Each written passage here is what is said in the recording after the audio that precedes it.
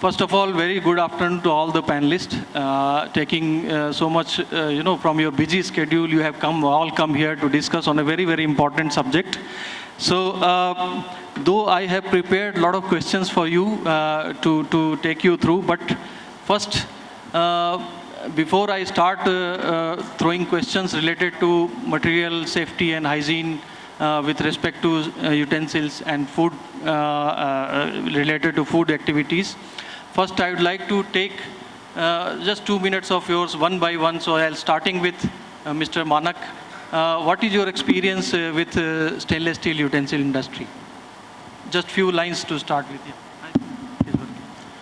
Yeah, good afternoon, everyone, the audience and the panelists, actually. So, I have been working with Jindal since last 25 years, and I know the in and out of Jindal steel, how to use that stainless, how to convert stainless steel into articles. So, we are working for the development of the product in railway sector, metro, kitchen, utensil, all sectors we are working that.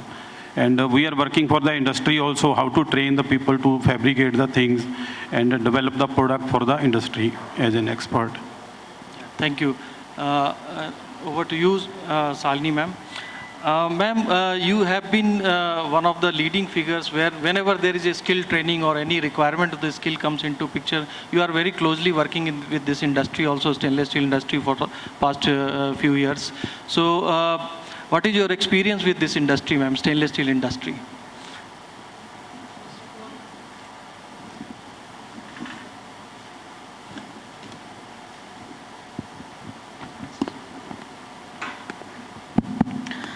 First of all, thank you so much, Mr. Krishnamurthy, President of Indian Steel Association, and Mr. Vijay Kumar from Jindal Stainless for inviting us on this platform.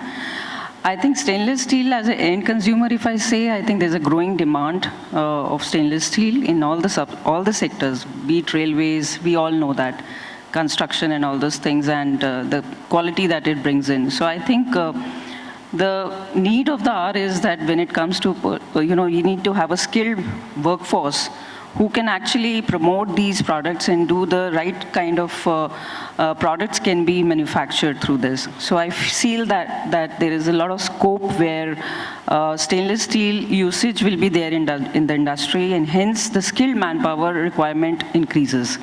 And that's where we as a Capital Goods Sector Skill Council focus would be there. We have been very closely working with various stainless steel organizations. Jindal Stainless is one of them. We are working closely with them. And we have been training a lot of fabricators on the ground across India. And we look forward to continue to do that.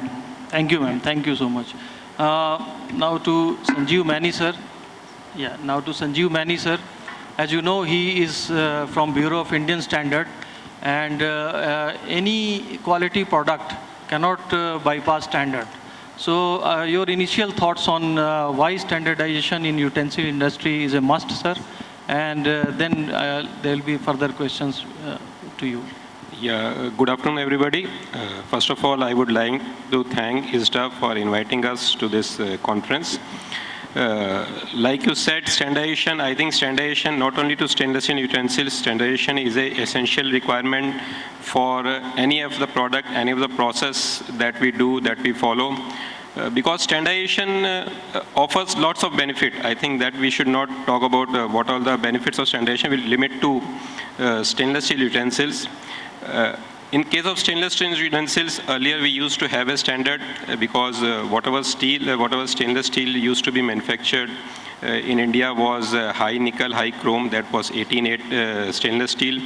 And when we came to realize that a lot of stainless steel being used in India because 18-8 stainless steel is quite costly. So there was stainless steel which was being used in India, which was not standardized, but it was low nickel stainless steel where the nickel content was very less, but chromium content, but it was compensated by other elements like manganese and copper. So it became important to standardize so that there is a clear-cut availability, clear-cut knowledge between the consumer and the manufacturer, what they are manufacturing. And the consumer knows that if he is buying a low-nickel steel, it's a no-nickel steel, and it's not that 18-8 steel is being sold to him as a low-nickel steel. So that's where the standardization plays a very important role. Thank you. Thank you. Now to Bhalaria ji. Sir, my first question would be that why stainless steel over last so many decades has remained the most popular material for utensil? Everybody knows, but before I say anything, thank you Rohit and ISSDA for inviting us for the forum. That's the first most thing. The stainless steel wasn't by accidentally found the material in Second World War. And 2 years ago, we had a 100 years celebration. The India is a primarily leader in using the stainless steel in many fields in the utensil sector. On the plate, tumbler, everything that India has used it, nobody else in the world has used. Why Indian people are smarter to use? Because they don't have to, previously there was copper, brass and aluminum available as a metal articles. So the copper getting expensive and the brass needs some maintenance, and the copper only for the water, but the rest, some articles, if you put the little sour material, it gets a copper sulfate and we get a problem. So the stainless steel is the only material which is no problem material. And it's a one kind of unity of the family, joint family unity product. It is in the family, you don't have, this is my glass, this is my spoon. It's everybody's spoon in the family. It's the only one thing, you have your own bed sheet, you got your own pillow, maybe. So everything, towel yours, toothbrush yours. But the stainless steel is the one thing which is binding family, like a thread in the necklace. Thank you, sir. You have spoken like a true marketing person. Yes, stainless steel binds family, and you very well reminded us that we all use the same spoon, same glass within the family, knowing fully well that it is safe and hygiene. Now to Dr. Bhim Pratap, sir, tell me something about the bacteria growth or food. If something goes bad with the food, how compatible it remains with the material? So some light on that. Yeah, thank you, Rohit. A very good afternoon to all the audience. So Rohit has asked about the bacterial growth. So as you all know, these microorganisms are very ubiquitous. They are present everywhere. If you see earth, ground space, till the space, you will find the microorganisms. So any metal, any element or any things which we are discussing, there are chances that these organisms can make their space to grow. So in our institute, we are working on food processing lines, where we have a small pipelines for food processing, where we are giving lab scale trial-ups and then small pilot scales, that how when we are using the steel materials, that how steel materials are better than the others. So that is no doubt there is a good material as compared to others, because the least leaching is being recorded in steel as compared to other metals which have been used in the market. Now, when we come to the bacterial side, what we have, what literature says, is that there are issue of biofilm formation even in steels. So this depends upon the processing, that what is the raw material, because we are treating with the organic materials. So there are chances, and it has been reported that biofilm is a serious issue while in the food processing lines, wherein we cannot see, or there is a limited space inside the utensils. So there is a need to understand how to erupt these biofilm formations. It is nothing but an exopolysaccharides produced by the bacteria, and it sticks to the surface, just like cholesterol in our bloodstream. So if you don't treat the cholesterol, it will start depositing to the veins. Similarly, this bacterial formation starts initially, but there are procedures that we usually use disinfectants. So the research says that you need to have really work on to the type of disinfectants which we can use to disinfect this type of bacterial biofilms.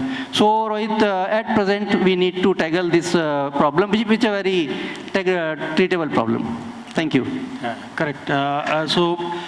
You see, when we say stainless, all the time I say it that we are not saying stain free. So if something goes wrong in the process of production or something is required for stainless steel also, it needs to be clean at times because not only corrosion coming from acids, but corrosion coming from bacteria is also a serious issue sometimes. And bacteria sticking to some kind of surfaces to some of the material can be hazardous. Important point. So now again I'll start from the middle now, from Maini sir. Sir, talking about the safety of the consumer within utensil industry, are there standards already existing, material standards for utensils, and will this coverage will cover and increase further in times to come?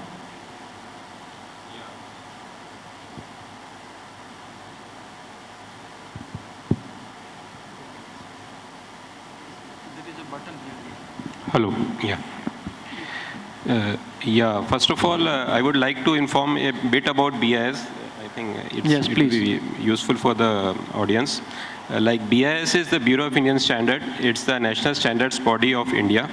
It started in 1947. It was ISI, Indian Standard Institution at that time. That's how we got the name of ISI. That's the mark we are continuing. But slowly developed, and now with the latest act which has been passed in 2016, it is now Bureau of Indian Standard. Now coming to what Rohit has asked, like the standards on stainless steel utensils and stainless steel material which is being used for utensils.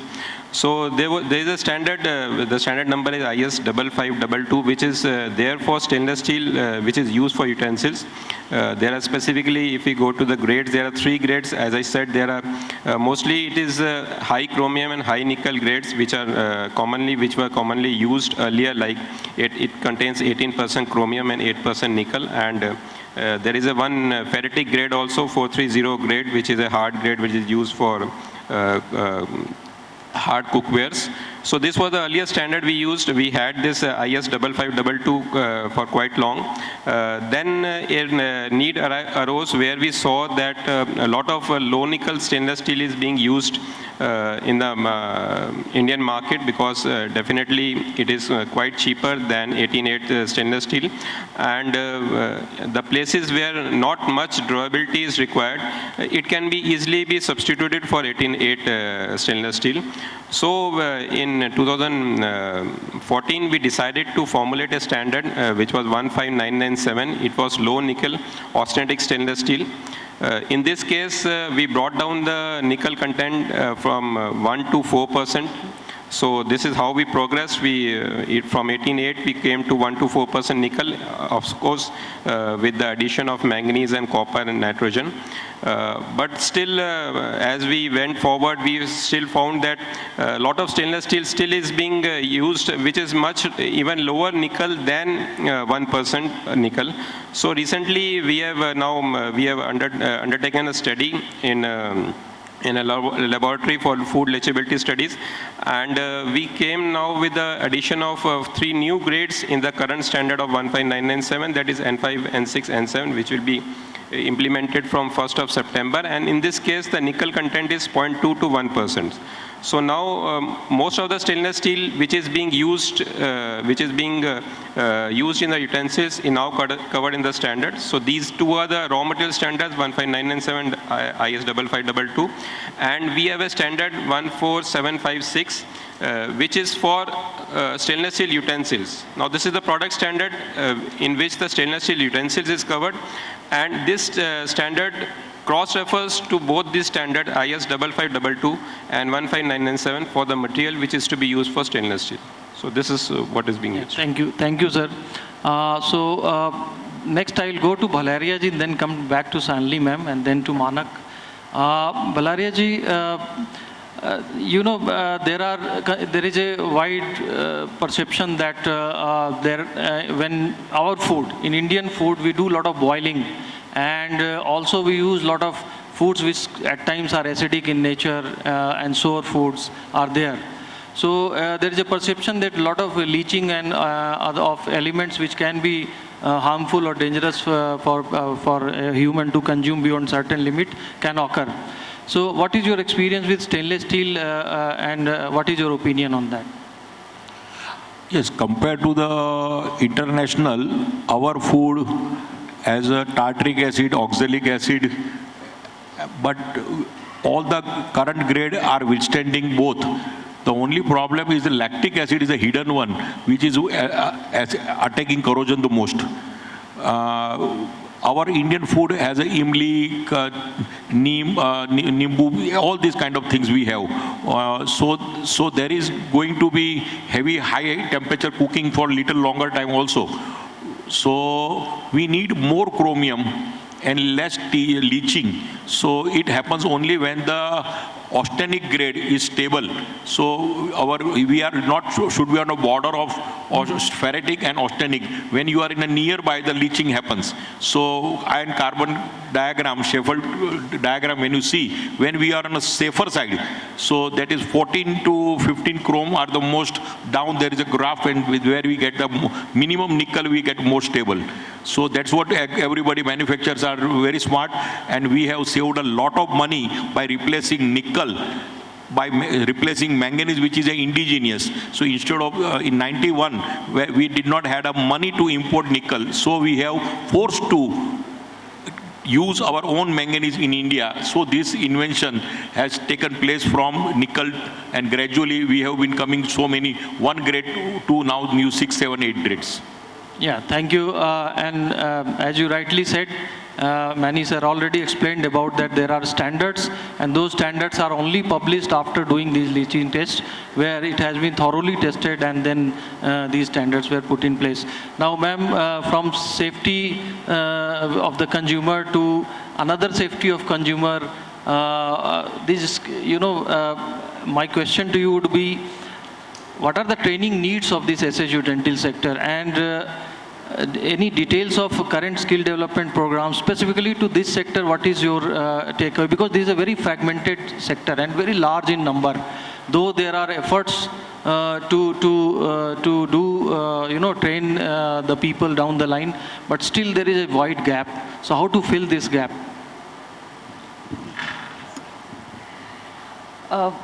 First of all, since I understand we are talking about the unorganized sector, and 93% of the workforce is largely employed in the unorganized sector, and 1/3 of the GDP comes from this sector. Looking from that perspective, I think there are a lot of challenges currently in the unorganized sector. From the industry perspective, I feel because there is no stability in the profits, there is no technology efficiency, infrastructure limitation is there, and production limitation is also there. And the most important thing is the skilled manpower, and the formal certified skilled manpower, which is not available. And if I talk about from the people perspective, I would say that, there is perhaps no job security, there is no guaranteed minimum wages which is there. So there's a huge challenge, but there is a lot of opportunities also. So what we do is, like, if I talk about the training need, because of the growing sector, there is a huge demand of the fabricators who are formally trained, skilled, and certified. A welder might do a certain job, but a fabricator should know the complete knowledge of fabrication, which includes starting from understanding the cutting tools knowledge, the measurement types, cutting, brazing, polishing, maintenance, and most important, the safety parameters when he's doing this job. So from that perspective, we have, your second question was, what are the skill development programs that we do? Just for the audience sake, I would like to little brief about what we do. Capital Goods and Strategic Skill Council is an apex body for skill empowerment in India. Way back in 2015-16 under Planning Commission, 38 growth sectors were identified, out of which Capital Goods and Sector Skill Council was one of the council, which is a non-profit, autonomous, industry-led body. We are promoted by Ministry of Heavy Industries, Ministry of Defense, and we work very closely with Ministry of Skill Development. From that perspective, it's a journey of almost 6 years. What we do is that we identify the skill gap, what the industry wants, and how can we train those, we can fulfill those requirements through developing right kind of skill courses. So in the last so many years, we have done close to around 3 lakhs skilled workforce in various trades of capital goods. So we cater to, as we all know, that capital goods is a mother of manufacturing, and we cater to almost 15 subsectors, including your process plant and all, machine tools industry, and so on and so forth. We have done maximum training in the welding and CNC machining, designing, and other areas. So how we do is that we get in touch with the industry. For example, if I talk specifically for stainless steel industry, we got in touch with Jindal Stainless, and we felt that there is, because of the growing need of the stainless steel requirement, we need to have a formal skilled workforce. And what we did was we created a stainless steel fabricator course. And this course was developed in association with industry. We standardize these courses, and based on which we run these courses across India in various training partners and industry clusters. So so how does it help is that, you are able to upskill the existing fabricators with the best of the, welding processes and fabrication processes when it comes to the stainless steels, because it is not like any welding that anybody can do any metal. This metal requires a very finished, fabrication and welding. So that is what we, try to teach the existing workforce who might have a small welding shop, but must be doing welding for long only on the iron gates and all. But this initiative helped them to do the stainless steel welding and fabrication, which ultimately is going to help them in getting more business as an entrepreneur, they get more wages and get more employment. So this is one of the programs that we do.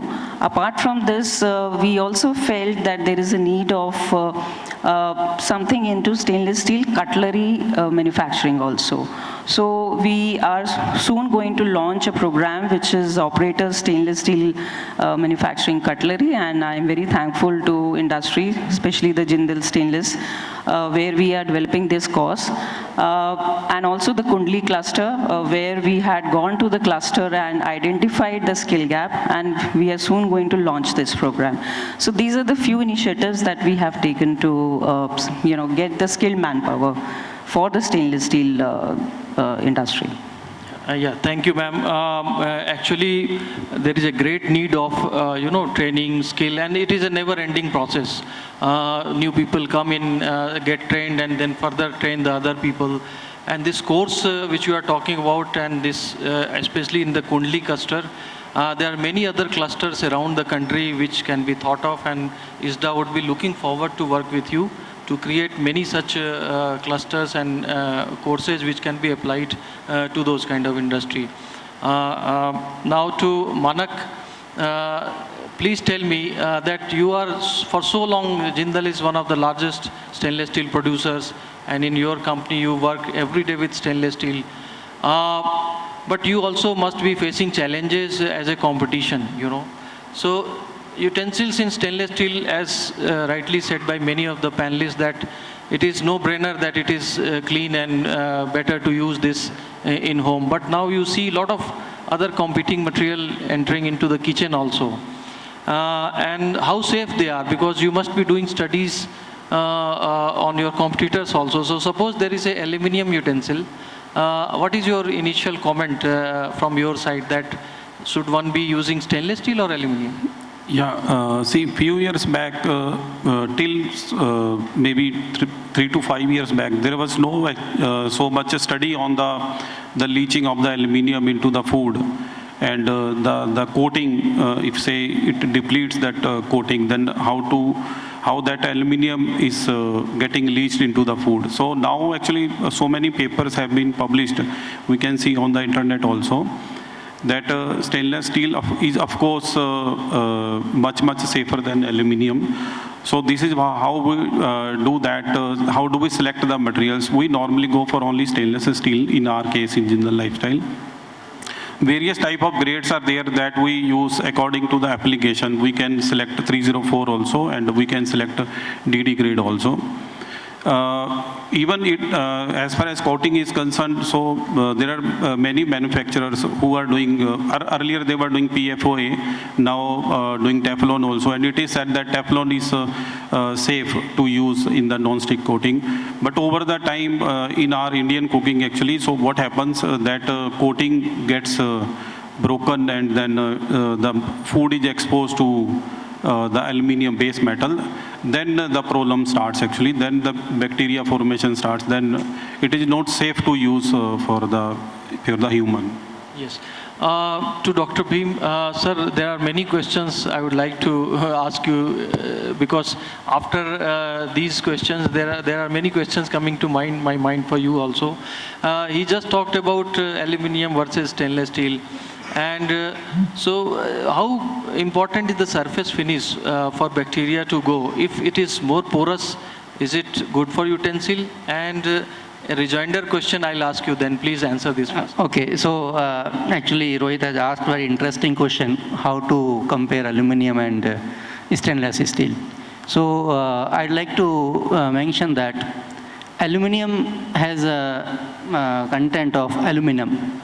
And it is very much reported that aluminum is a neurotoxic. It is a neurotoxic effect if you heat it for a longer duration. And the aluminum leaches aluminum, which is reported as a neurotoxin. And this is accumulated in the system. And then if it is accumulated, and then the microbial growth starts.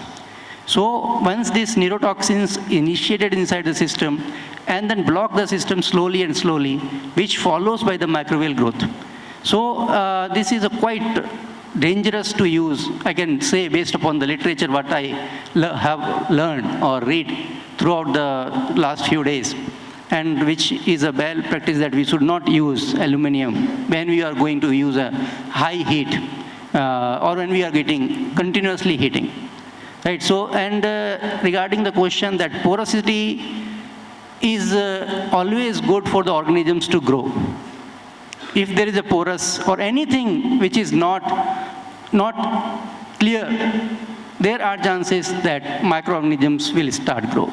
So I don't know about the materials point of view, but as a scientist, a person working in microbiology, I can say that porosity increases the chances for the growth of microorganisms.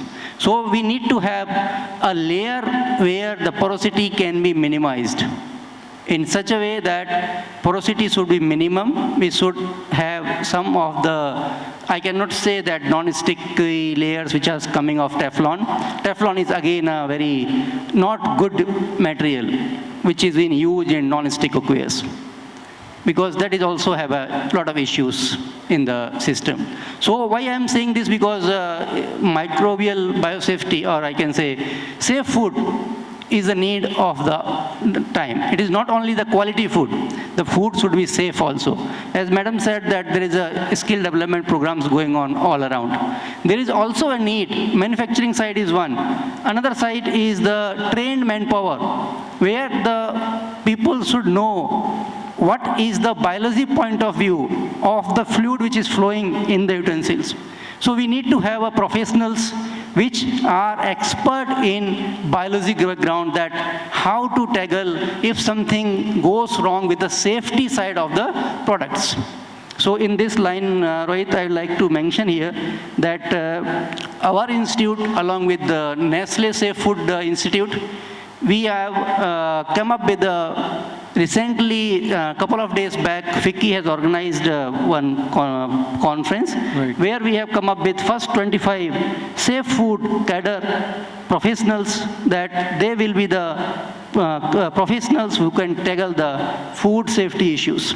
So this type of trainings also, I think Madam can also suggest that we can need to have to understand that how the material side and the other skill development side is working side by side to get a healthy and safe food to the consumers. Thank you. Wonderful thoughts, sir. Definitely we'll try to, and the purpose of this debate is truly, it serves truly the purpose that we are thinking in those terms, that how to safeguard the interest of the consumer, how to spread the knowledge, and science can always come forward for that help. Now to the question is to Bhalaria ji. Bhalaria ji, since we are talking about what is good, what is bad, what are the primary factors driving your consumer choices when it comes to kitchenware purchase? Do you gather feedback from your customer that what was your need for the preference, or do you also gauge that your customer, though you can't talk to everyone, but sometimes you do find people that you have shifted from stainless steel to something else? What was in your mind? Shifting from other to feedback are less to me. But shifting from other stainless steel to my stainless steel, I heard many times. Wonderful. And I asked them, Madam, why you choose my product? For me to understand, always I had a habit of, I got 88 countries worldwide, 575 importers. And I got 1800 current counter. I used to have 3500.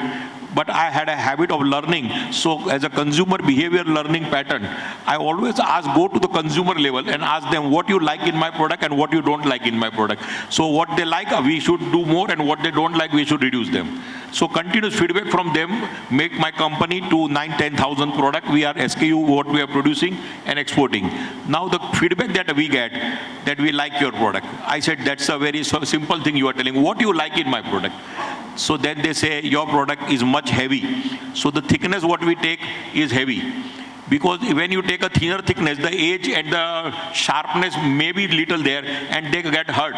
So with their, somewhere in a long ago, I'm a student, so I'm learning, and I'm a postman. So learning and delivering somewhere. So value you have to create, not the competition.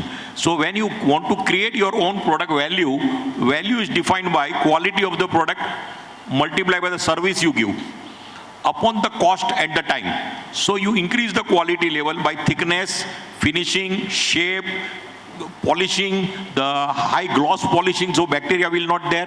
On the bottom, radius is good, so that when they pour outside, no 2-3 drops will remain inside and will create the bacteria of milk and other things. So the higher the radius on the bottom line, and it will also reduce the stress on the top. So the bottom design. Third is the polishing, packaging, handling, all sort of. So for polishing, we are grinding them 2-3 times with a heavy grit, fine grit, to mash to glossy finish. To make a glossy finish, everybody knows you have to grind 2-3 times. So that increase the cost of the product. But there are all the product is running racehorse, horse, donkey. Every has a place. So you don't have to worry about what others are doing. Just do your best and God will bless you by doing your best. Yeah, very well said, sir. As you have said that when there is quality, customer will definitely come to you, and they will realize the importance of it. So to Maini, sir, since we were talking about the importance of quality and customer understanding the quality, it is I believe that it is the responsibility of BIS also to protect the consumer interests.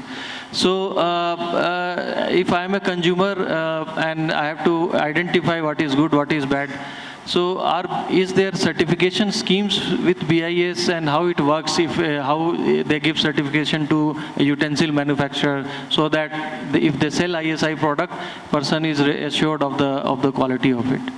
Yeah, thank you, Rohit. Like as I said, BIS, there are two main functions that BIS does. First and foremost, the standardization part, like we do the standard formulation part, as we discussed the standards related to stainless steel raw material and stainless steel utensils. These are one of the few, more than 20,000 standards that we formulated by BIS.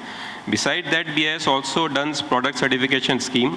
In this case, the products are certified as per the laid down standards, like the standard we were talking of IS 5522. So if some manufacturer is manufacturing the product or the raw material as per IS 5522, they can approach BIS. It's a very simple process. They have to, it's a total online process now.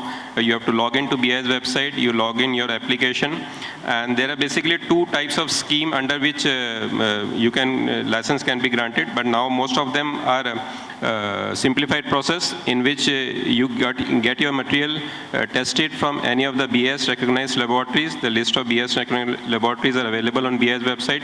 You send your material to these laboratories, get it tested.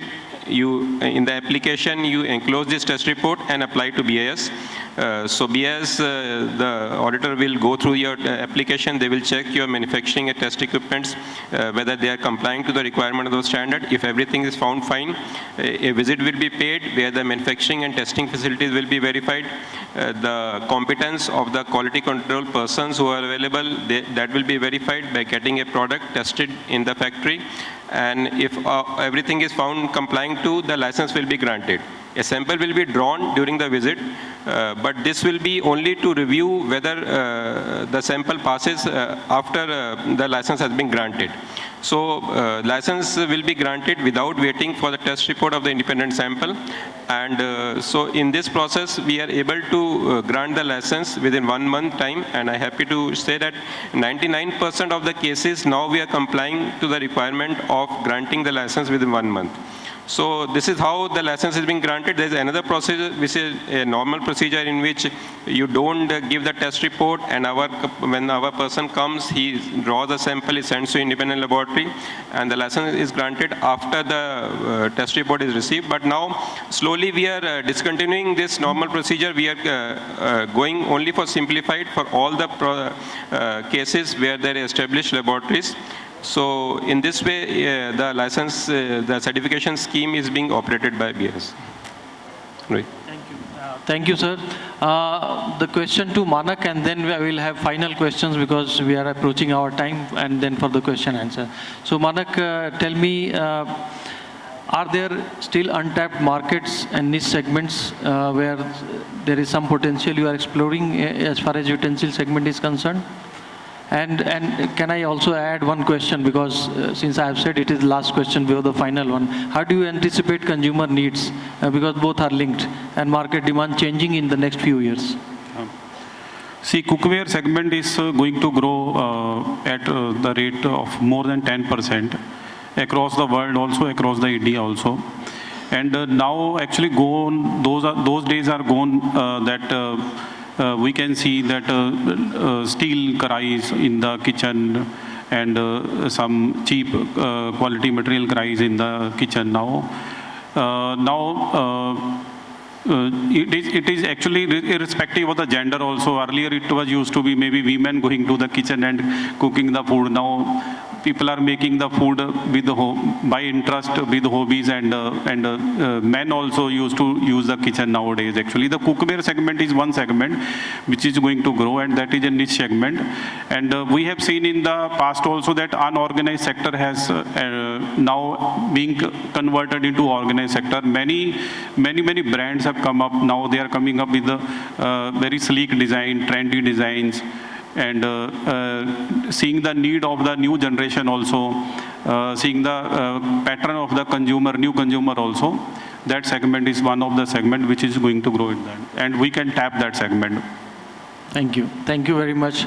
So now, as a final comment, ma'am, Shalini ma'am, what are your suggestions on initiatives which, as an association, ISSDA should be taking other than the producers, because we represent all the producers in the country, most of the producers, if not all. So how can we work together and create more courses specific to a particular end-use industry?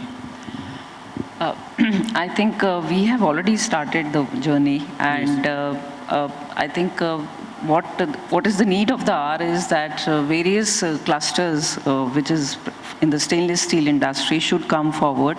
We are there to support together, work together, set up a skill training academy where we can collaboratively create the new courses, or we as a capital goods will create the course. Industry has to give inputs as to what is the shop floor requires in terms of skilled manpower. Where are the gaps? Which once these fresh youths of, maybe ITI, maybe 5th or 8th pass, which we have a strength to mobilize these candidates, or, existing workforce, we can train those workforce. And this is how we would like to take it forward. And we would request all, audience who are heading one of the industries, we are there to support in terms of providing skilled manpower, formally certify them, understanding the pains and creating a courseware, and then running it across India in various academies. So I think we should start this, we have been doing it in other sectors also, and stainless steel, we would be happy to do it. Thank you. Thank you, ma'am.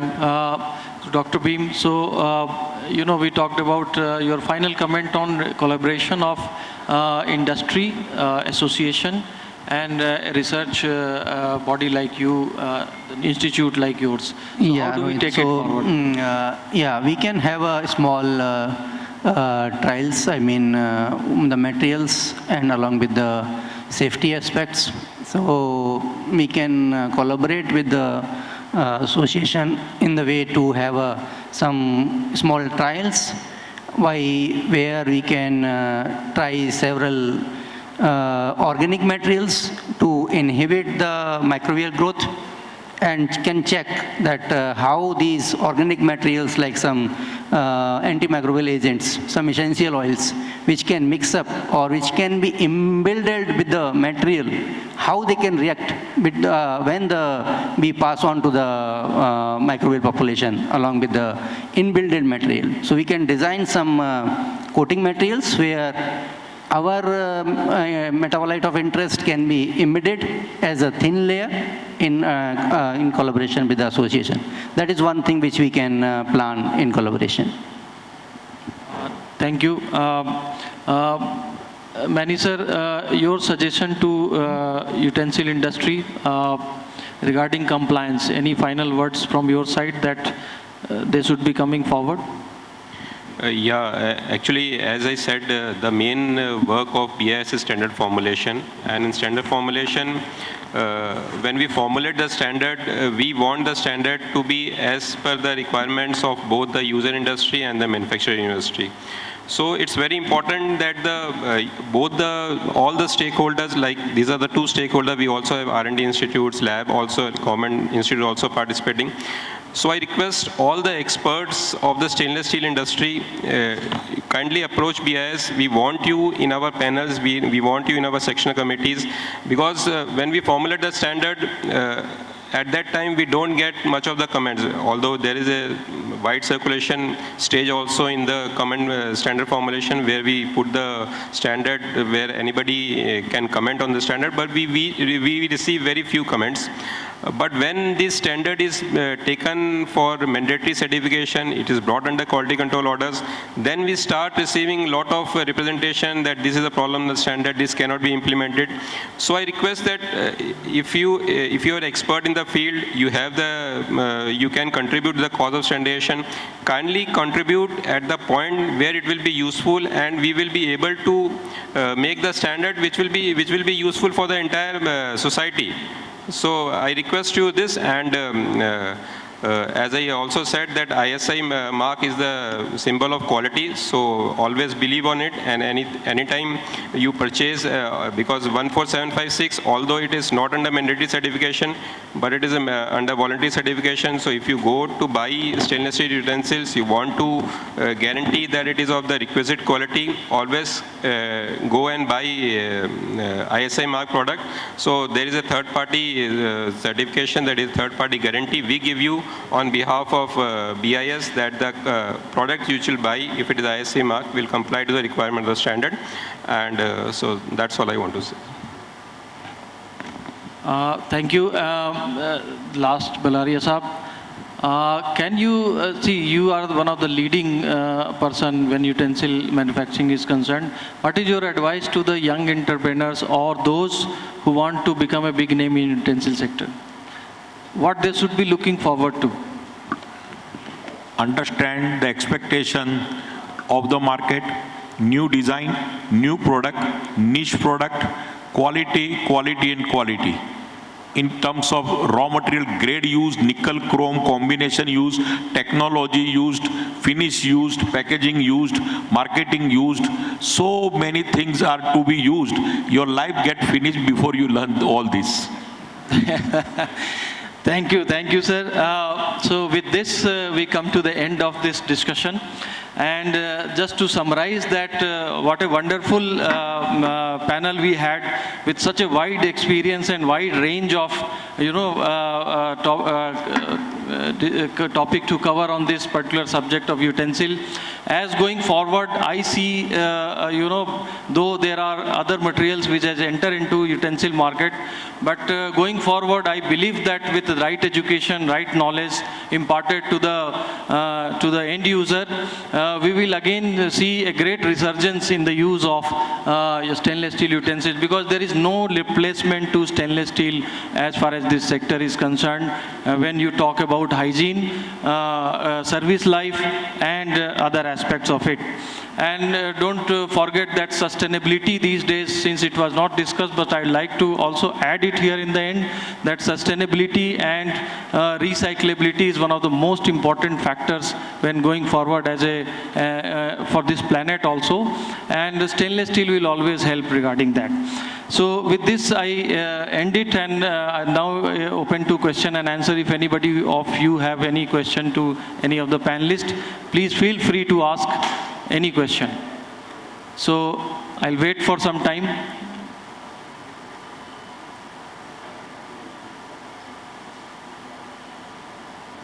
Okay. I believe we have such a wonderful discussion that most of the topics have been very clear to the audience